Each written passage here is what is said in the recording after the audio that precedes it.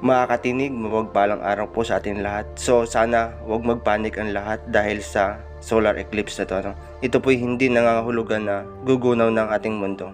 So pinapakita lang dito na minsan tong mangyayari na ang ating buwan ay haharang sa ating araw at magiging madilim yung tatapatan nito.